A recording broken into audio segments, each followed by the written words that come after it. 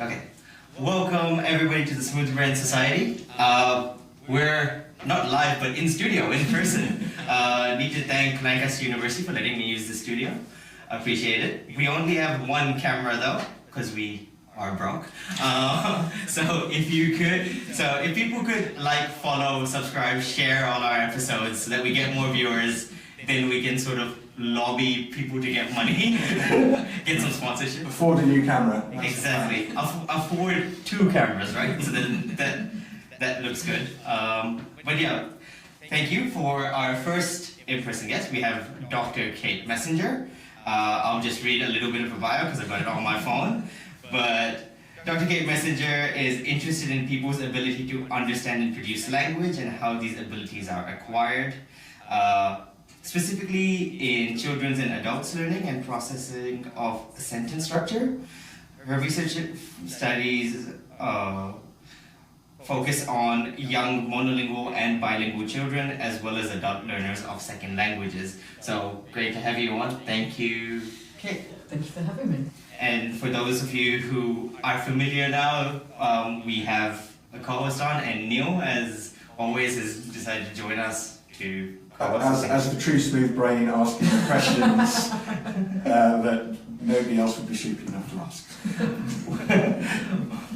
This is where we get to the crux of the matter. Yeah, that's it. We get to the public level. My very first question is, you're an expert in languages and language learning. I am supposed to get married in a couple of weeks, so I would have been married hopefully by the time the video comes up, maybe. This is the last time anyone will see him happy. Every bachelor. But my partner is Romanian, so I've been trying to learn Romanian, and it is the hardest thing to pick up a language as an adult. Yeah. Can you tell me why this is? If we knew, we'd all be making millions out of language education apps and things. There's lots of reasons. Everyone has that same experience that language learning as an adult is difficult and effortful, whereas children just pick it up, in a few years with no teaching, no apparent effort or difficulties. There's lots of theories about why. We have things like the idea that there's a critical period for language acquisition where our brains are, maybe plastic enough to learn these things. I think a large part of it, though, is just the environments we're learning in. So children are immersed in language, they hear it around them all the time. As adults, when we try and learn a second language, we're often doing it in a classroom for 1 hour a week or something, and that's just a massive difference in the amount of input that you're getting. So maybe if you go and live in Romania for a little while, you might find it comes a little bit more naturally. It's sheer quantity. Yes. Yeah. Unfortunately, it's a lot to learn. So you said theories. Could you run us through a couple of them? Language acquisition theories. Yeah. So for a long time, the field of sort of first language acquisition, so how we acquire languages as babies, has been sort of polarised between 2 broad theories. So this idea of nativism, that we're born with a special language acquisition device, versus the sort of opposite end of the extreme, which is that there's nothing particular about language in our brains and it's all from the environment. Everything is learned just from being exposed to language. And I think over the years people have sort of moved a little bit more to the middle. Extreme positions are never a good idea. And it may be that we don't have a language acquisition device in our brains. We don't have a particular modular part of our brain that's just about language, but our brains are maybe set up to learn really well and maybe to find patterns in things.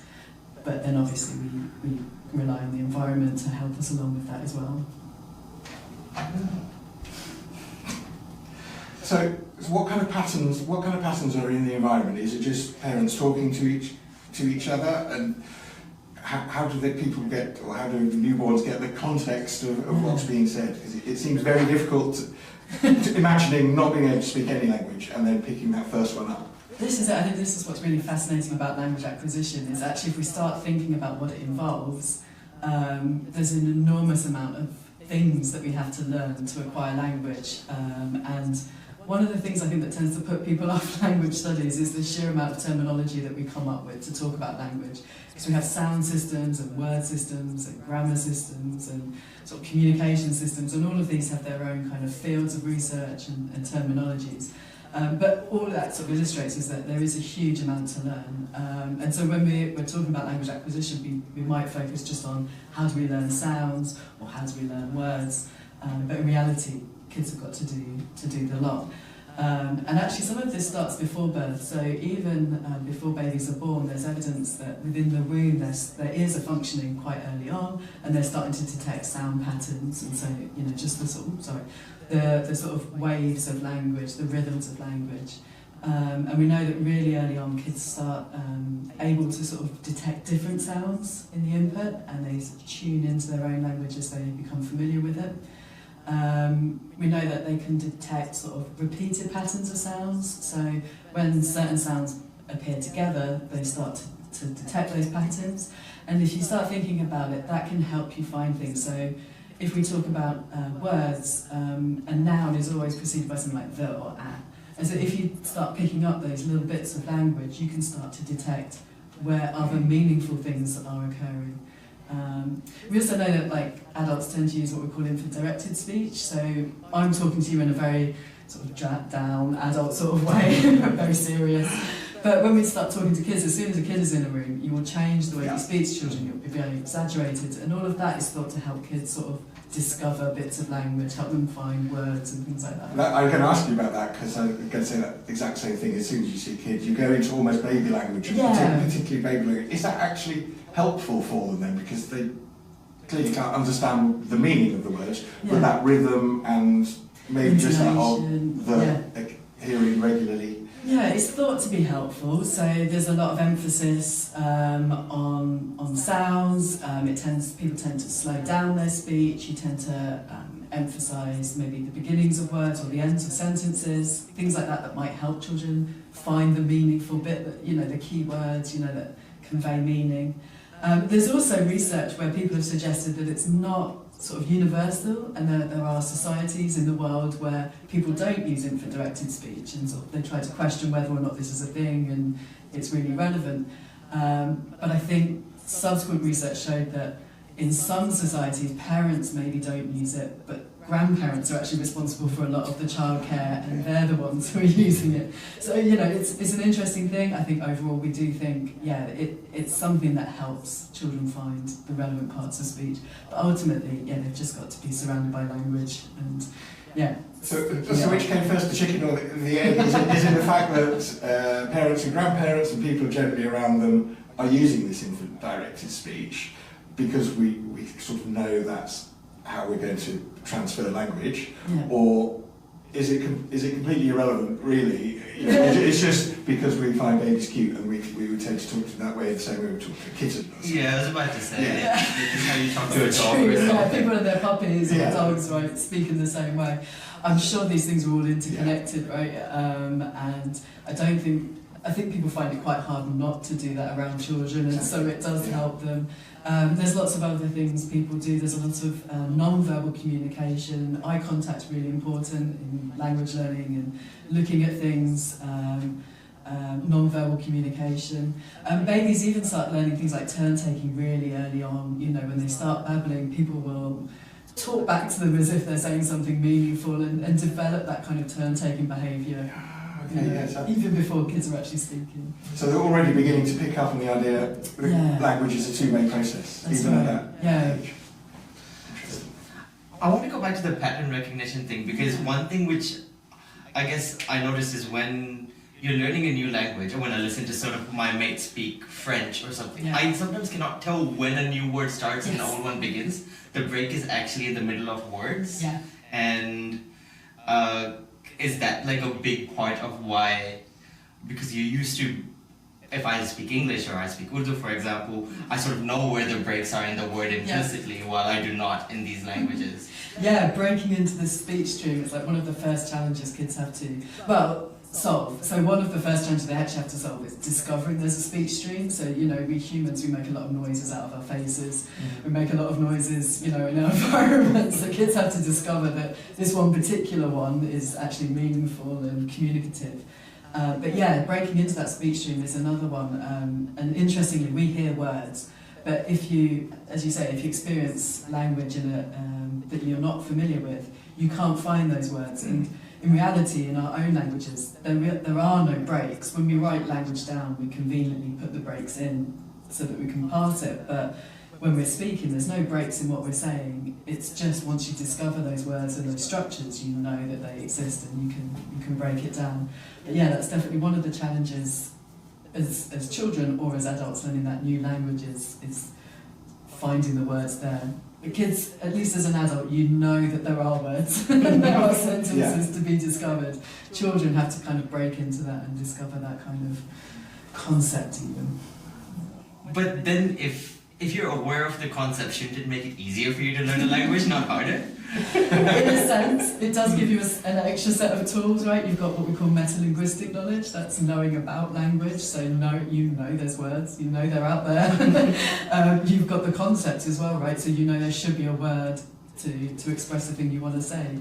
But I guess the challenge then is the memory of feet, you know, of sort of understanding what those words are, discovering those like word forms, and then, you know, being able to use them. I think what we often see in language learning is that we start to understand it long before we feel able to produce it. Absolutely, that's definitely an experience of any second language, isn't it? Yeah. It's so much easier to read and listen than it is to speak back. Yes, yeah. Really difficult. Yeah, you find yourself tongue-tied, right? You know the words, but you know even the sort of the movements that you have to produce to make these sounds that maybe aren't sounds you use all the time in your own language, but also pulling out all those vocabulary elements, putting them into a sentence structure, and being able to do that, you know, fluently is hard. And that's before even getting into the correct pronunciation of words. Exactly. That's a whole other thing. And then there's that kind of extra level of, you know, I think this is the right word to use, but actually, in this language, you know, they actually use a different word or a different structure, and so often you might find that you're using a kind of direct translation from your first language, but in that second language they would actually do it entirely different anyway. And you've got to kind of learn those kind of, you know, language-specific patterns as well.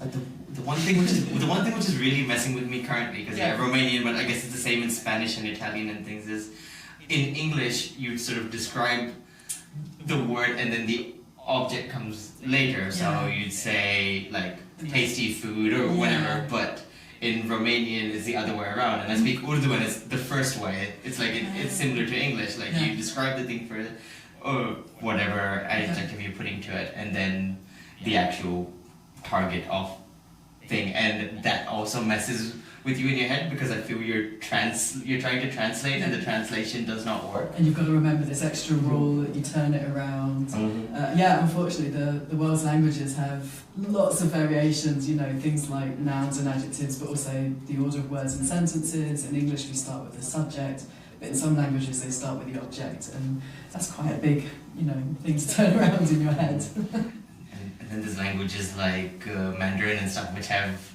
other like intonations in their words and stuff. Yeah, tonal languages. Yeah, so you can say ma or ma, and it means three entirely different things. Yeah. One's nice and the other two you've abused sorry. relatively. Yes. God.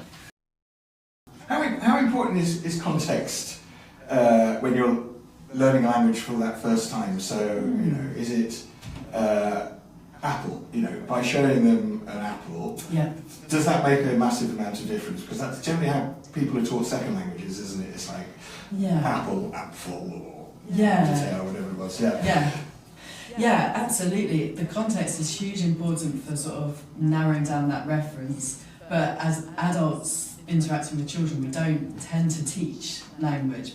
We do a lot of naming with young children, right? You know, look at the dog. Oh, can you see the dog? There's a big ambulance. You know, all these things. We do a lot of naming, but ultimately kids have got to work out what is that thing. We don't tend to sort of get the object out and wave it in their faces. Yeah. And then on top of that, we have this kind of reference problem of working out what the boundaries of that word are. So, if we're talking about a dog, we're talking about a very specific set of four-legged furry animals with tails, but there's lots of four-legged furry animals with tails, around us, and we have to distinguish them from horses and cats, and then other sort of four-legged things like tables and chairs, and that we call that the kind of reference problem, is sort of figuring out where does a word... Where's the boundary of what a dog is? Yeah, exactly. And so kids do tend to make errors where they overgeneralise, and they'll refer to other things like cats as dogs, or they'll undergeneralise and they'll just refer to their pet dog as a dog, and not realise that the word refers to other things. So it's like a fascinating part of like that language acquisition. It's not just the language, but those concepts, those sort of boundaries of what those concepts are. I was talking to your colleague, I was writing a news article for Sophie Lund, and I asked her this question, because I put it through, because she's talking about how autistic children develop language, and she's saying one of the key findings was without that level of context, they really struggle compared to neurotypical people. And it immediately came into my head, it's like, well, that's learning a second language, isn't it? That feels exactly the same to me. And we had a little discussion, so I'll ask one of my colleagues. I'm guessing it was going to be you, so I'm pleased that you've answered my question. There we go. But it's interesting. And I know you're not autism specialist, but there's obviously some mechanism in neurodivergent brains that is different from how neurotypical people would learn language, or... Yeah, and they say that's something I know Sophie's been looking at a lot. And is it to do with the way you interact with people? Is it something to do with those kind of social interaction mechanisms, or is it something to do with those mapping problems and things? I don't know the answer. Sophie might. That's right. I'll keep the hunt. It's my new job. And then we get Sophie on here then. Absolutely. There we go. Fill in the gap.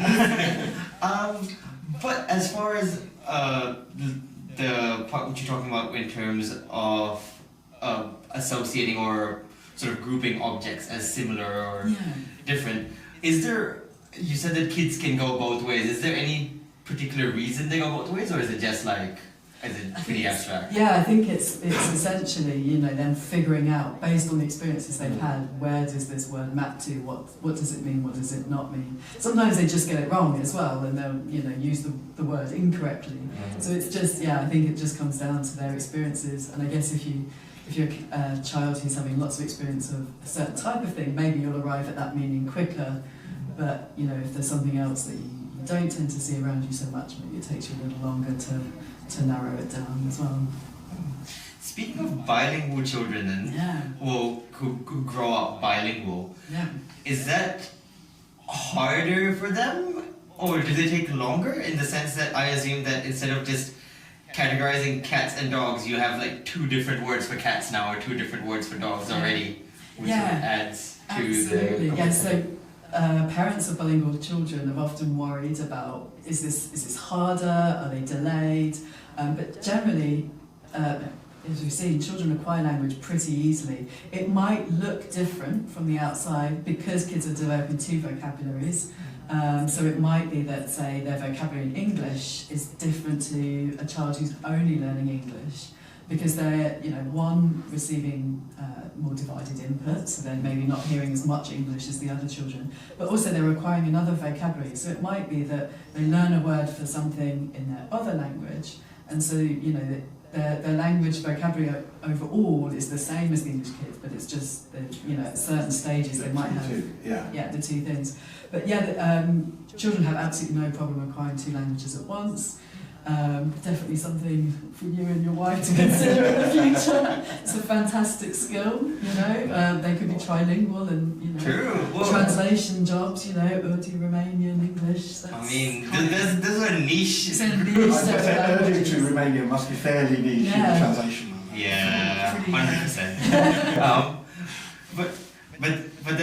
But then also, I guess, with learning 2 languages at the start, that also, I guess, this is a slightly separate part, but then I feel like your vocal cords, it's harder to get pronunciations correct when you're older, but I feel like if you learn multiple different languages when you're younger, you're like able to pronounce different words from different languages becomes a lot easier when you grow older, though, isn't it? Because you're using that. Yeah. And what's fascinating is there's research with really young babies that shows they can detect these different sounds from across languages that they're not hearing. So an American researcher tested English learning kids, and they played them, say, Hindi sounds that are sounds an adult who speaks English wouldn't detect the difference. But there are phonetic differences between them, and babies are brilliant. They can detect those differences. That it's like their brains are opening to sort of picking up all these different sounds when they're born. But by the time they get to about a year, it's like their brains have tuned in on English, and they're a bit like the adults. They're not very good anymore detecting those different sounds. So yeah, if you're exposed to them from birth, it will broaden your repertoire of sounds that you can do. Some of us, I say us, not me, some adults are good at learning sounds, and, I guess it depends on your brain, but in general, yeah, we tend to struggle, like you say, with that pronunciation when we get older. So what happens at about that one-year-old point where you lose that ability to do it? Is it just almost, you've kind of got where you need to go with this one language, we don't need to keep it anymore? Essentially, I think so, yeah. I think the idea is your brain is just being efficient, right? It's pruning away that sort of, those pathways you don't need, getting rid of those things that, you're not experiencing them, and, tuning in on what you do experience, strengthening those kind of representations, yeah. So I also heard that if you're going to teach your children a language, 5 is meant to be kind of the cut-off. I heard that. Is that kind of about right? It gets harder after 5 or 6, but I mean, this is 20 odd years ago, somebody told me this. Yeah, I don't know about 5. The sort of critical period hypothesis suggests, and this is a little dated now, I'm not sure where that's up to, but that suggested that around 7 we start to lose some of that, I don't know, plasticity or whatever for language learning, and it gets harder from then onwards. I'm not sure it's as simple as that there is an age at which these things cut off, and it obviously really depends on the experience.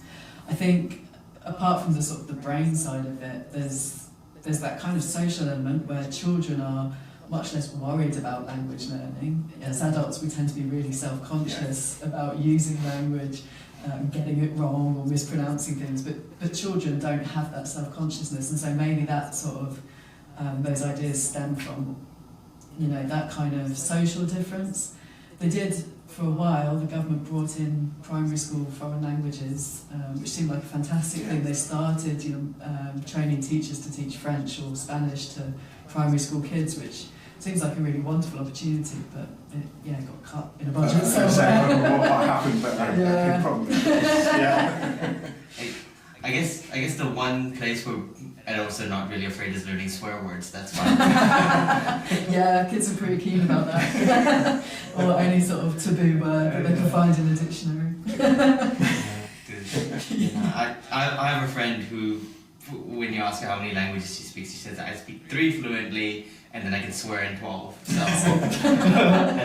Well, I always say I can speak 5 fluently: English, Australian, New Zealand, Canadian. American. I feel New Zealand would actually be harder because there's quite a few te reo words, so te reo Maori words which have crept into the lexicon. Yeah. So there's certain random words which we'll say. So sometimes we'll put in the word, we say put in the mahi, and mahi is the te reo word for work, and those kinds of things. That's fine. So English will steal anything you from the colonies. We'll just appropriate it into our language. Don't worry. I mean, it'd be fun to hear it back here, because sometimes I say things like that. Oh, I gotta put in the mahi, and everybody looks at me like, what does that mean? I'm like, oh, sorry, just words which creep in, sort of. Yeah. My husband considers himself bilingual. He speaks Yorkshire standard English. Yeah. Well, this is the other way as well, right? So I came to Scotland last year, so I stayed in Glasgow, and my very first day I landed. Me and my partner picks me up from the airport. We go to Boots because we need to grab something, so that's a medical store, whatever. And the two ladies at the counter, they're talking away, and I just I buy whatever I needed to. I think it was vitamin C and some other things. But I turned to my partner and asked her, what language were they speaking? And she just goes, babe, they were speaking English. And I'm like, what? No way! I thought they were speaking something else entirely. I had no clue. And it was just, Yeah, so I guess Glaswegian's a different language as well. That's interesting. That brings up an interesting point. You know, accents. When you're learning that language, I think we've probably all seen like little TikTok videos of young girl with a really big Scouse accent.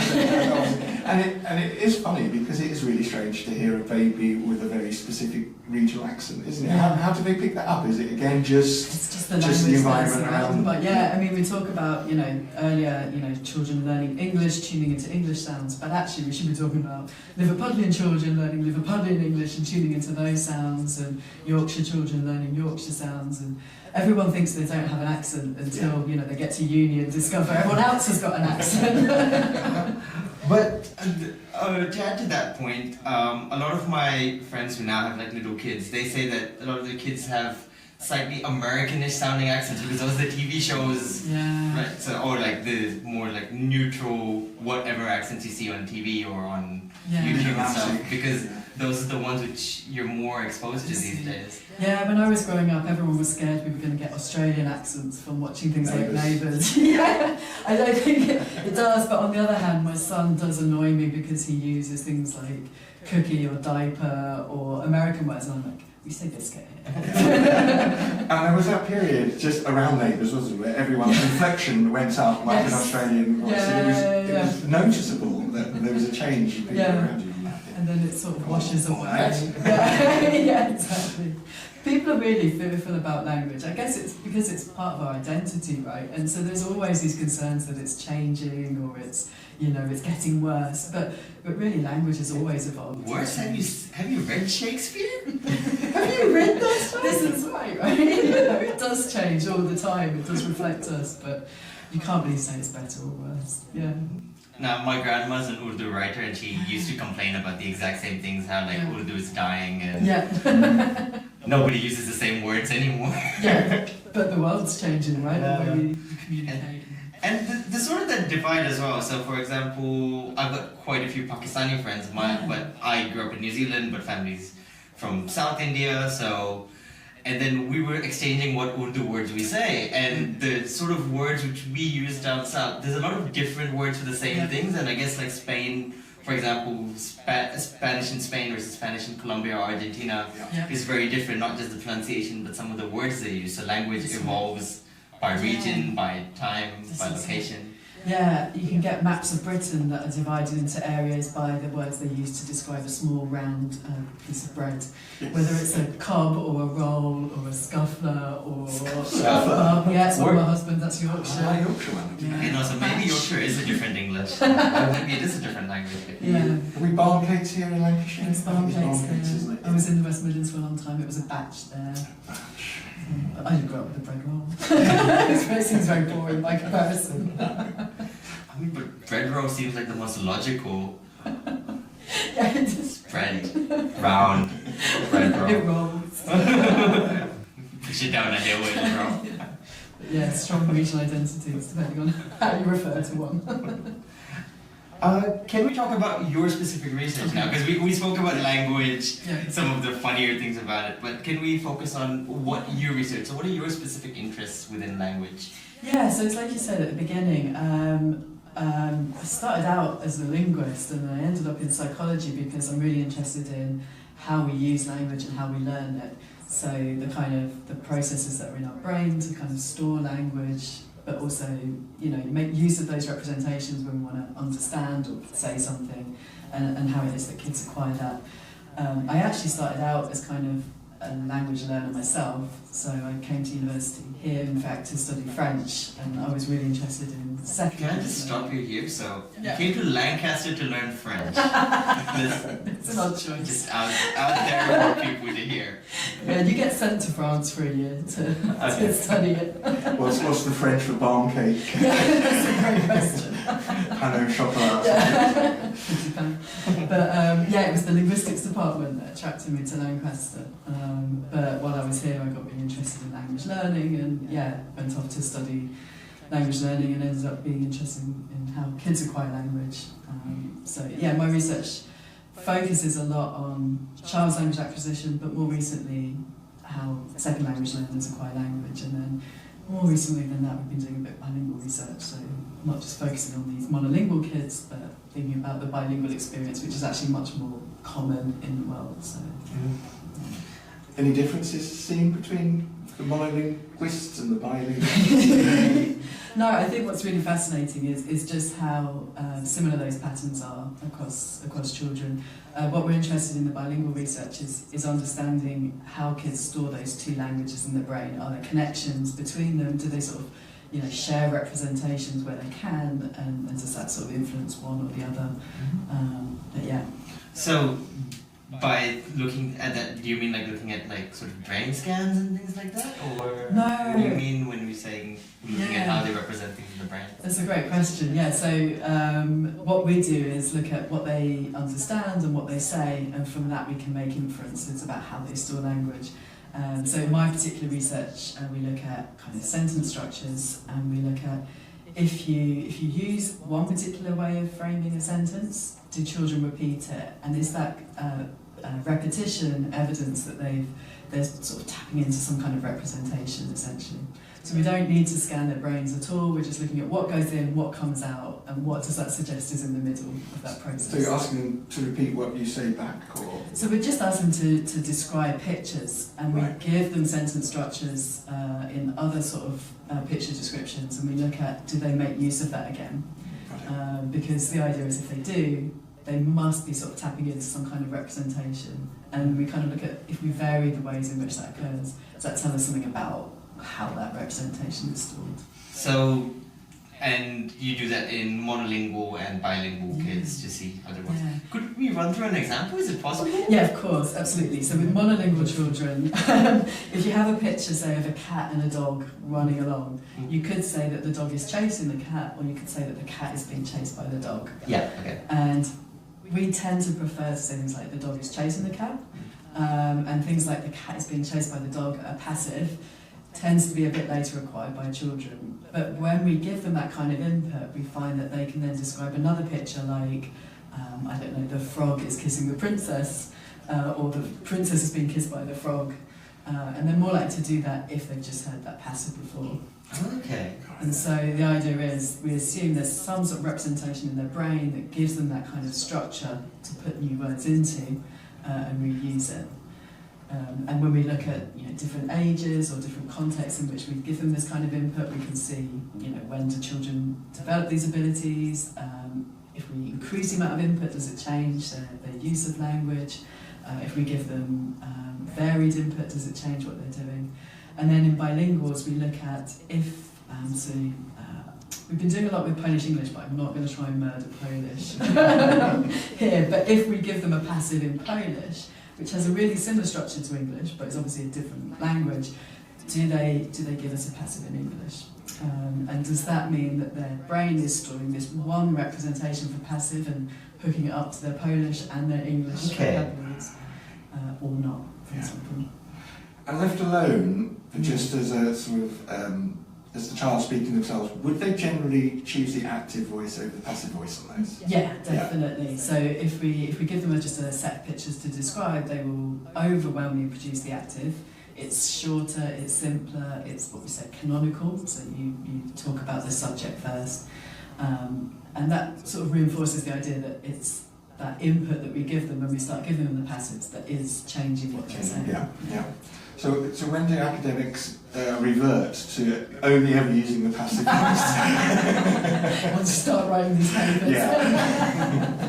And it wants to sound formal, or a way of changing the emphasis of what you're saying. I feel generally speaking, even in day-to-day discussions, we just use sort of the active. That's and I'm trying to think across languages as well. You're making me do some mental gymnastics. But I'm pretty sure you still do the active now. Again, this is hard because both these languages I have learned as a child, so the grammar of it, I feel like you said, is when you grow older, you sort of learn it based on grammar and based on structure as well. As a kid, you sort of thrown everything at you and you sort of make it up. So I remember, I remember talking to another friend and being he was talking about structure of Italian and being we have these ways of nouns, and verbs and blah blah blah, and this is how you sort of conjugate them. I'm like, I have no clue. I just speak. I know that's for. I know this is how I say we for all these people. I know this is for you, but I did not know sort of these order of things. That's right. But except you do, right? You just don't know you know. Exactly. So back to my question now that I forgot it. Was what was I trying to say? I've completely blanked. About sort of this bilingual acquisition. If the two languages, like you said, that there's the passive. Oh, if they use a passive in English, or if you use a passive in English, can they translate it into Polish? Would that not require that both languages have that similar structure of words? If you know what I mean, similar structures to begin with. Got right to the crux of the matter there. Yeah, absolutely. So these kind of theories suggest that we have this shared syntax when the language allows it to happen. But there's a lot of research at the moment looking at, well, what needs to be the same for it to be shared. So in some languages you have this kind of same structure, but the word order is a little bit different. So like in German they put the verb to the end of the sentence. So they might use a passive where they say, you know, the king was by the queen kissed. And you get priming across those kind of sentences as well. So yeah, the question is how much needs to be the same. What we found in English and Polish is that those priming effects aren't very strong. We don't tend to get so much repetition between them. We haven't figured out why, but we think it's, you know, the differences between the languages are that Polish is really flexible. It allows you to mess around with word order, and so maybe they don't have this kind of strong representation for that same structure that matches onto the English because they're a little bit different. So, is Polish, I don't know any Polish at all, so is it roughly a similar structure to English? So on paper they have very similar overlapping structures. Right. Their active is the same, they have a passive that looks identical, but they also use case marking, which is where you change the end of a word to sort of say whether it's the do or the person who's being affected.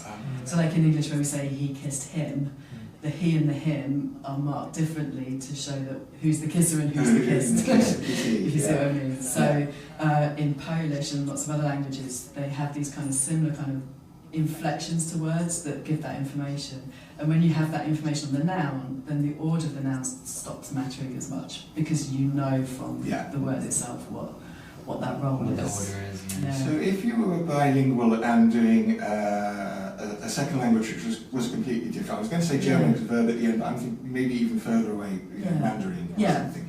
And your bilingual child has Mandarin, and they're two very, very different structures. Yeah. Does that make it harder for the infants to learn both, or do No. they concentrate on one, or No. they do both? No, not at all. Like, learning two languages as a child is not a problem, whether they're similar or different. In some ways, maybe the similarities can be, cause confusions. Not confusion, I'm going to say the word confusion. They can cause cross-linguistic influence, if there's something that's a little bit similar, because it's, maybe more similar, you've got to distinguish it. But no, it never causes a problem for kids. They're really, really good at learning languages and, separating them, but also, like I said, we're just interested in the way, are there places where we see kind of influence between languages, and does this get to that question of how is it stored in the brain? Are they stored entirely separately? Do we develop two entirely separate systems, or is there a system that kind of borrows, where there are commonalities? That would be amazing, wouldn't it? I mean, I think none of us would be able to learn Mandarin to any level of ability now. With that ease. Yeah, with that ease, and then just be able to do that without being able to feed yourself. It's amazing, parents, bring your children up bilingual, you're doing them a huge favour. Yeah, massive favour. Yeah. Sorry, no, I was just going off about. Do they then lose it? So let's have this amazing Mandarin English speaking 5-year-olds, and then maybe they live in England for the rest of their life, don't use Mandarin much at all. Do they ever lose that basic knowledge of the language, or is it still there and just needs a little refresher? Yeah, it's a great question. I think it really depends on your experience, but language attrition is definitely a thing. And people who've maybe moved to another country and stopped using their first language as much, or stopped using it with those kind of native speakers as much do find that their language changes, and they, you know, maybe start to make mistakes that a native speaker wouldn't, or use it in a sort of a non-standard way. You do see that influence from another language creeping in. I know a lot of anecdotally parents, you know, find that their kids stop wanting to use the language maybe, you know, when they get into school, you know, the societal language becomes, you know, more favourable. But I think a lot of people, they do maintain that language, and as long as you know, you keep sort of having some input or some use of it, it's there. I don't think it disappears entirely, but it is like a thing you have to use. It's like a muscle, so you've got to practice and keep it going. This is it, and going back to that same issue of like, you've got to keep that input there, right? You know, it reinforces it for you. I can say from personal experience, you forget words. It's called being bilingual, where you start losing BYE, where you start losing certain vocabulary, and you start substituting it. Like my mom got really mad at my brother the other day because he said an Urdu sentence. So he said all the words in Urdu, but he used the sort of English order for it. And she's like, "You've just one-to-one translated words from what you wanted to say in English here." And he was like, Anglicised. it was really funny. But yeah, you sort of like, because you're not speaking it as much, certain words which you probably didn't use that often in Urdu to begin with. So me and one of my friends, literally last week, we were talking about what the word for watermelon versus melon versus honeydew was in Urdu. So he's from Pakistan, but he's lived in Scotland for 20 odd years, and he said, no, it's only kharbuz, which is like the word for melon. He's like, that's what you use for all of them, and you just reference to each one from different colors. And I was like, no, I'm pretty sure each one has their own words, because I remember saying tarbuz for watermelon, kharbuz for melon, and shahadbuz for honeydew, or Shahad Usmani, one of them, something like that. And then we finally Googled it and looked it up, and it turned out that I was right, but it was like both of us allegedly Urdu speakers. Totally different, like losing words because we haven't used them in so long. Yeah, absolutely. And what's really common in sort of bilingual interactions is to do code switching or code language mixing, where you might just pluck a word or a bit of a sentence from another language because you're just filling in that gap for yourself. And that's actually really normal, and you know, some people view it as like a benefit of bilingualism because you've got two vocabularies to pull from, and you can use the right word for the right context, even if you're in the middle of a different language sentence.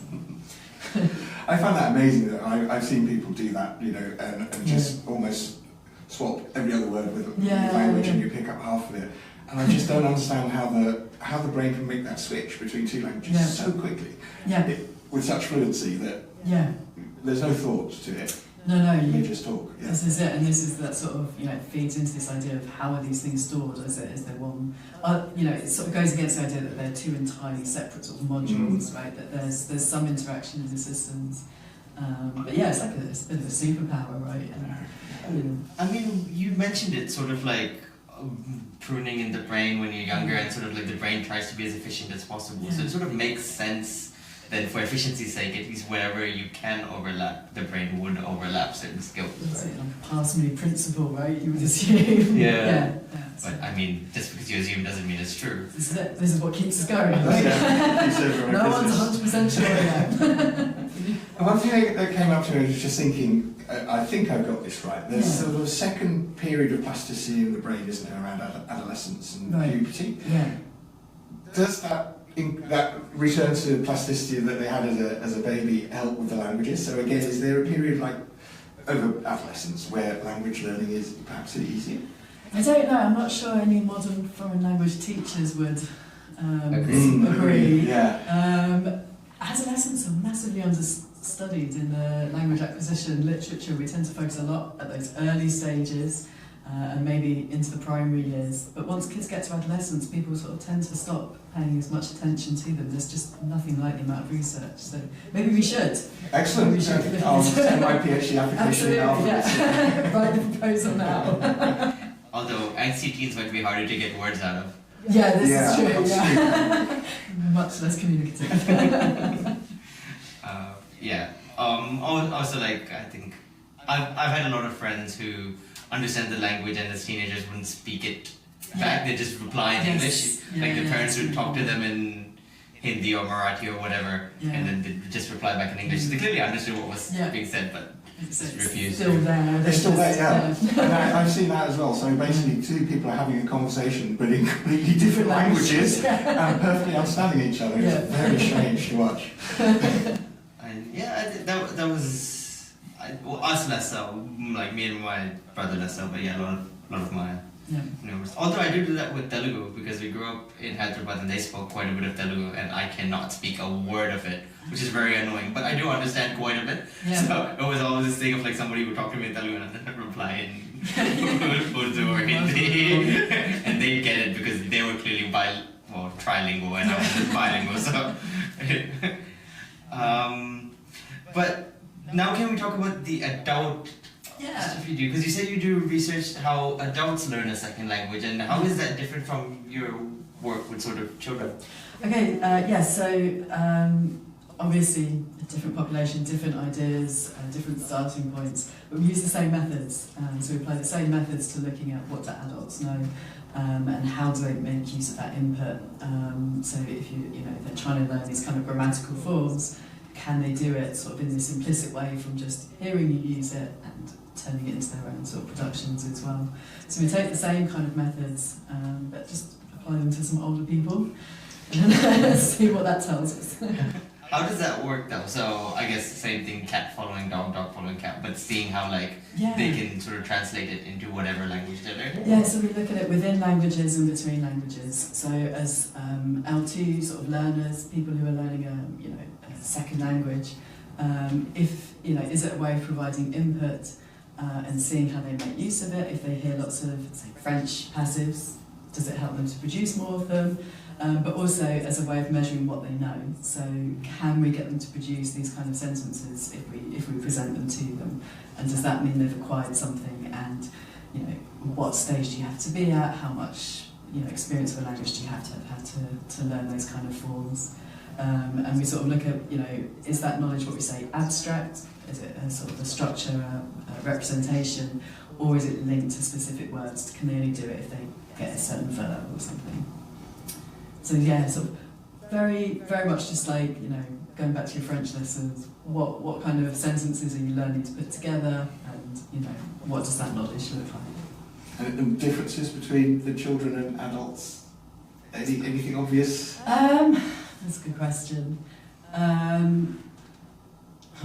Any differences? In a sense, the effects look very much the same, but we assume that the processes at least behind are maybe different in the earlier stages of language learning, whereas with adults we assume there's more of that explicit awareness, or like I said, that metalinguistic knowledge that they can apply. They can sort of say, oh, that is a passive structure and I can use that in this way. So we assume there are some differences. So it's almost more an intellectual understanding of language rather than that sort of intuitive... Completely implicit, intuitive language in children, yeah. They at least have two sources of knowledge, right? They've got their own language and then their sort of knowledge of what they're learning, which maybe they're being taught quite explicitly. And that's just brought up another silly question in my head. The more languages you learn, does it get easier because you've got more reference points? Yeah, it's thought to. Yeah, I don't know if anyone's ever done a proper sort of study of it, but sort of anecdotally, people report that the more they learn, like you say, they've got more metalinguistic knowledge, but they've also maybe learned more sort of forms of language that they can hook onto. So yeah, because that's what all those polyglots say, right? The people who speak like 10, 12, 15 languages. Am I suspicious? Do they actually speak that? I'd like to see them prove it. There's a couple of TikTokers which are pretty funny that way. Who I see sometimes pop up and they go up to someone and be like, "What language do you speak?" And then whatever they say, they start talking, and it's the same guy going to different people and just having a conversation with them. Now they could be faking it. I have no clue. I have no clue what Kazakh sounds like. I have no clue. But I mean, both people could be in on it. But just a very polite person smiling and nodding. But I assume if you're getting a lot of followers and all that, you're doing something right. Correct, So that means that you've learned it somewhere. You somehow developed the ability. Yeah, I would have thought so. Yeah, so there's that knowledge of what language is, how it works, but also different types of like languages and structures and things. It gives you a lot more to build on for sure. But then, shouldn't it be easier for adults then if you have that, like, going to the point which we mentioned before, you just said that Why do they make such a myth of it? the system's similar by your research, like, at least the processes seem to be similar, but you have that added advantage of having these knowledge points which kids do not. And yet, it sounds like, or not sounds like, it looks like it's really hard, which means what's we're missing something. Yeah, I think some of it comes down to things like motivation. So just the motivation to learn language. You know, again, going back to those modern foreign language teachers, their kids in the classroom maybe don't want to be there. They're not engaged, or they don't want to learn. There's, like I said, there's that kind of embarrassment that you might experience, and there's just the amount of time and input that you need. So, yeah, I think if people taught kids French by just taking to France for a year, they'd probably make a lot more progress. You know, 1 hour a week in a classroom just isn't enough to get beyond that kind of explicit teaching, but not really sort of rehearsing it and putting it into practice. Yeah. So you said when you had come for your French course to Lancaster, you went to France for a year. Was that like your best year of learning French then? Definitely, I would say so. Yeah, I mean, I loved learning French, so I enjoyed studying, you know, these different things. But that year, in an environment where you're just surrounded by the language, you're getting a lot more input, a lot more varied input. But also, you know, people who are, you know, unforgiving in their, you know, interactions. If they don't understand you, they'll just be like, what? What did you say? And you have to, you know, improve your communication, improve your pronunciation, or learn the right word for the situation. And yeah, it just does force it along a good bit. Yeah. Particularly the French, I would imagine. I work for a French company, and we had French language lessons, and you're absolutely right. It was because we were going across there. By it being there, it absolutely helped, and that was definitely the high point of my French, which has dropped off ever since. Doubt it. But yeah, also there's plenty of social embarrassment stories about my French. Yeah, that does really yeah. I feel my uncle, he did his PhD in Russia. So when it was the Soviet Union, so there you go for age. But he was saying, because he speaks Russian, and he said that because his PhD itself was in English, so he said it was fine. Right. But I remember him telling that I think he always had a friend who spoke fluent Russian, who he used to hang out with, and that guy would do all the talking, but then he left, and then it forced him forced my uncle to like learn Russian. And he says that the first time was he went to this cafeteria to get food, and that's the story which I remember of him being forced to order in Russian at the time. Right? Yeah. You're gonna be hungry, or you can try some Russian. Yeah, exactly. And then that's how. But I think again, because I guess as a PhD student, you're older, right? You're like mid to late 20s or whatever. So probably I don't know. I've never actually heard him speak Russian properly, but I assume that he has some accent differences and things like that because you're from picking it up later, as opposed to someone who's probably been speaking it their whole life. But I guess the best thing is if you want to learn a language, live in that country. I would say so. Or be born. Yes, be born in that country. So you've got 5 years when you don't really have any recollection of your life is the time you need to concentrate on your language learning skills. Or hope your parents just spoke to you. Yes, absolutely. Yeah. And Kate, have you done any sort of electrophysiology, EEG type studies to kind of pinpoint the area of the brain that language is in? I haven't, no. I'm very much from a behavioural tradition, just looking at what kids or adults say, what they seem to understand. There's lots of research out there on language that does use these kind of measures and reinforces some of our understanding of these processes. And like you say, starts to identify parts of the brain, but that's just not something that I've been in a tradition of. So, but the parts of the brain brings up an interesting point because I know there's certain regions of the brain which are important for language learning. But as a behavioral researcher, have you seen sort of how this sort of affects language learning? And have you in any way worked with sort of linguistics of people who had sort of brain injury or things like that? I haven't, no. There's a lot of research on things like aphasia, so that's when you lose parts of language, from something like a stroke or brain damage, and that's really important for helping us work out which parts of the brain are responsible for which bits of language, right? Because depending on where the brain damage occurs, people lose different aspects of their language. So maybe they lose vocabulary or they lose the ability to put sentences together properly. So those kind of things are really, really helpful for determining which parts of the brain are where the language processing happens. But yeah, it's not something I tend to work on. So it's that specific, is it, within the brain, that there will be an area for remembering vocabulary, an area for sentence structure, an area for grammar? That's what we see in these kind of these studies, Because it's sort of the left temporal lobe, right? Well, I'm trying to think of my neuroscience class because I know like Broca's aphasia and Wernicke, so they're all on the sort of left side of the brain, and like certain regions up here for those in the video. There's left center.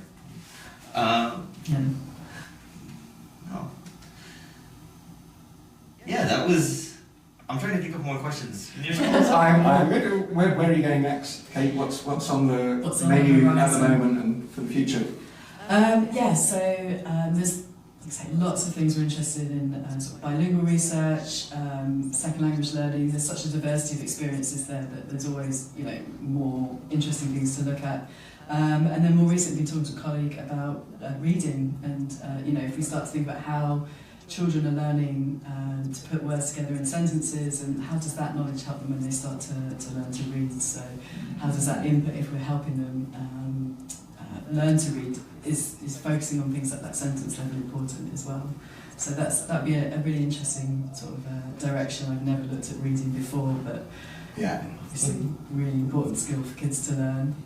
And I think a lot of reading research has focused on things like the sound and the word level, and people are just starting to think about things at the sentence level. So, excellent.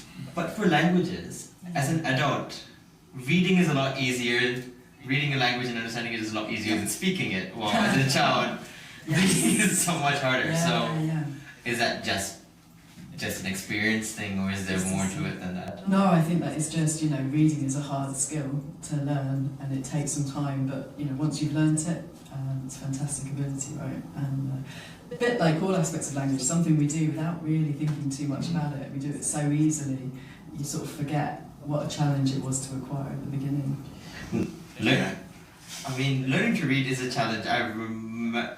But there's this funny thing and a lot of people from like the South Asian background will understand this. So Urdu has the same script as Persian and the same script as Arabic. Right. So you can technically read Arabic, read Persian, but have no clue what it says because the pronunciation of the alphabets are very similar. Right. So it's really funny where I have this ability to read all these words and I have no clue what they mean. Amazing. So it's like it's like sitting and looking at French or something and saying, I recognise those letters. But at least in French and English, the way they pronounce certain alphabets is different. And I know, right, in French, certain alphabets, you guys just like eat the pronunciation and don't say it for certain words. And then there's weird combinations in English where PH is F, makes an F sound, but I don't know why you don't use an F, because in Spanish, elephant is elephant, and there's the F there and things like that. Every English child learning to read is really there, like, what is that about? Yeah, it doesn't make sense, does it? No. So all these like Latin script languages, although the symbols look the same, the sounds are different. That's very true. Yeah. Oh, different to some extent or the other, I guess, like Spanish and Italian speakers would say like the sounds are the same, but the same symbols, but very different to how we use them in English. Yeah. Exactly. Well, I guess like Farsi, which is the Persian language, and Urdu, or even Punjabi to an extent, when Punjabi used to be written with the Urdu script. The alphabets are exactly the same, right, but the words are completely different. And I think it's the same for Hindi, Marathi, and Gujarati as well, because they use the same script. But again, the words are completely different. So I feel somebody could read the words, but how to read the script, but no they were clue. reading. So that sort of brings up another interesting question, which is why I'm here, right?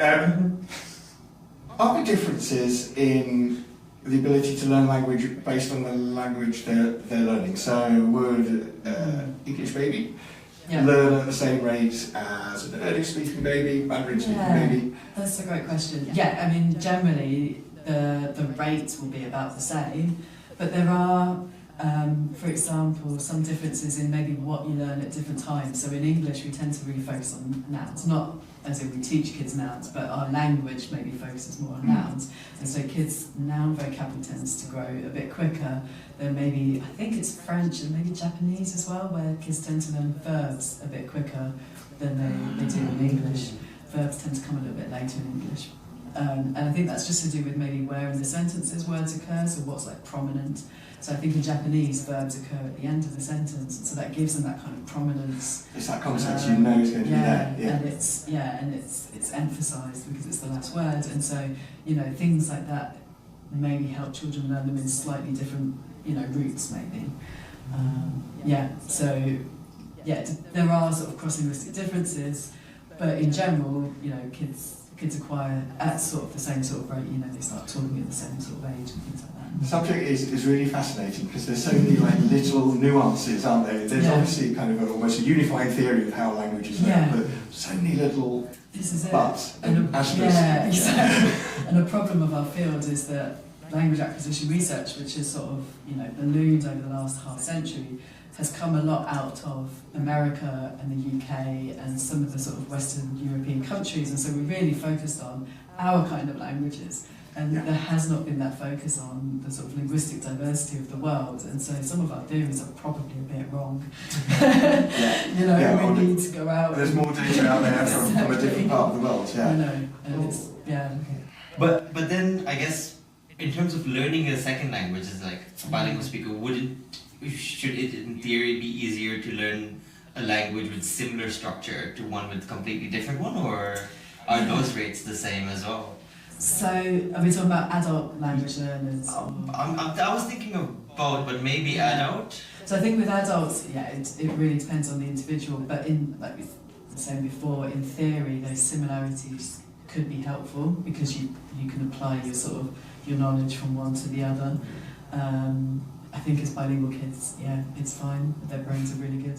You say that. Romanian is beating me at the moment. I don't know what you're talking about. So how your kids cope? I personally, I don't know if anybody else has ever had this problem, but I felt I was going back to the script. I feel that really messes with me because I pronounce a word, because Romanian has a Latin script, but I guess Spanish, Italian, none of them, French would as well. I would pronounce them how I'd be reading English, and that's clearly not how you say it. While Urdu's in a completely different script, so I know exactly how to pronounce it. Hindi's or a Telugu word, when I had learned the Telugu script back in the day, it's all gone now, but I could read the word and I knew how it was pronounced. Right? But I feel like I have that problem with two languages in the exact same script. Yeah, and I guess that's maybe part of our problems as adults coming into the sort of language learning is that we do it off the page, right? Whereas children, that it's all spoken and you don't really worry about. They have the opposite problem that they've got to map those sounds onto the written form. But as adults, you can read, so you think, brilliant, I can read these words to learn them, but then you've got to go back and figure out how they're pronounced. And, what then you're laughed at for what it is. Exactly. What word is this? So I mean, maybe this adds to that difficulty that you're thinking about. Too much knowledge sometimes is not a good thing. The burden of knowledge. Okay, because we've been recording for about an hour, I think I should ask you if there's anything which you wanted to say which we haven't covered yet about your research in field. I feel like we've skated over everything, right? I feel like we've done a real tour. Great, of language and what it is and why. How about a plug? Are you looking for volunteers, research volunteers for the Infant and Baby Lab? We're always looking for research Little plug, volunteers. I'm Yeah, sure. we're- So let us do that. yeah, happy for families to come and join our enthusiasm for all aspects of development. And also adults, you know, in my research we work a lot with adults, and as you say, adolescents don't tend to be the keenest to participate, but even adults, when we're asking them to speak a second language, tend to be a little bit shy, so come forward and help us. Don't be shy. Help us help you. Yes, exactly. Now, awesome. But thank you so much, Thank you for Kate. having me. That was heaps of fun. Thank you everybody for listening. And I'd just like to say, so here is now going to say goodbye in Romania. No. Little time to practice things we can. No, see, this is the other thing. You put me on the spot, and now I have to bring the thing out of my head, and I have no clue now. The words have all gone blank. This is like an example. What language are you doing your wedding vows in? See, we're doing a wedding in India, so we don't need to worry about wedding vows. It's easy. See, I'll plan so well. Actually, to be fair, even in Romania, you don't need to do wedding vows. I don't think. I think their church structure is slightly different. Yeah. It's just Take the well. language out of the... Yeah. Yeah. Just as well, you could be saying anything. No. I think the word for goodbye is la rivedere. Well, I don't know the Yeah. difference. So there we go. If Yeah. Maria ever decides to watch this episode, she can correct me. But yeah. So let her know.